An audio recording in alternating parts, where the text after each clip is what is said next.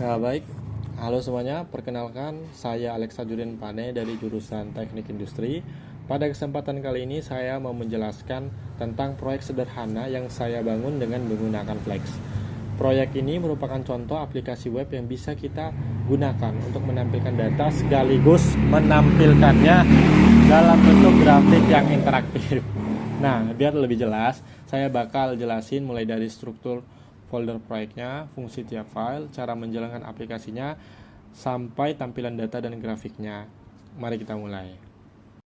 Baik, sekarang kita sudah berada di tampilan Visual Studio Code-nya. Jadi kita akan masuk ke bagian struktur folder proyeknya. Jadi di sini kita lihat inilah tampilan dari struktur folder proyek yang kita bangun. Di sini ada folder statik yang berisi file CSS dan juga JS. Jadi struktur folder proyek Flex ini saya buat biar gampang diatur dan nggak bikin bingung. Jadi di paling bawah ini ada file app.py yang berfungsi sebagai otak seluruh dari aplikasi. Kemudian semua logika dan alur program akan dijalankan um, melalui app.py ini. Lalu ada folder templates yaitu berisi edit pelanggan HTML dan juga index HTML. Nah, ini berfungsi sebagai halaman utamanya nanti yang muncul di browser. Kemudian di sini ada script.js. Nah, script.js ini dia akan mengatur interaksi dan visualisasi data agar tampilannya lebih rapi seperti itu. Kemudian em, kadang ada juga folder yang bernama data, tapi di sini juga nggak ada yang bisa menyimpan file CSI gitu ya. Jadi untuk struktur foldernya seperti ini. Oke, sekarang kita akan mendemonstrasikan bagaimana cara menggunakan halaman web yang telah kita bangun dengan folder ada static, JS, CSS, template, dan app.py. Nah, untuk merun file ini kita klik ke file utama yaitu app.py, kemudian kita klik menu yang ada di sini yaitu run python file. Kita klik. Nah, nanti otomatis di terminal akan menampilkan output yaitu link berupa angka. Nah, di sini kita arahkan kursor, kita biarkan lebih lama, lalu kita klik follow link, yaitu kita akan mengikuti link yang telah dikasih oleh pemrograman kita tadi. Kita klik dan akan menampilkan informasi yaitu sistem informasi produksi dan distribusi. Nah, inilah fungsi flexnya, yaitu menampilkan halaman web tadi dari file app.py. Nah, apa yang telah kita bangun dalam halaman web ini yaitu memberikan sistem informasi produksi dan distribusi.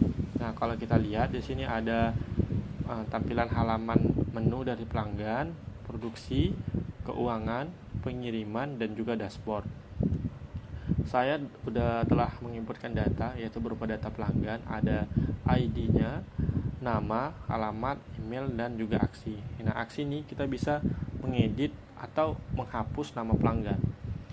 Di bagian sini kita juga sudah membuat konsep CRUD yaitu create, atau bisa kita menambahkan dan mengubah data.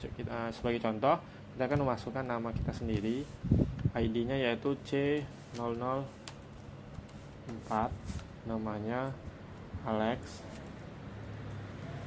kemudian alamatnya Medan, emailnya alex.tajudin5@gmail.com. Kita klik tambah. Nah, nanti ketika kita klik tambah, maka otomatis si Alex ini akan terdaftar di data pelanggan. Untuk mengedit, kita bisa klik edit. Nah, kita bisa mengubah, karena tadi Medan salah, kita buat Medan, terus kita klik simpan perubahan.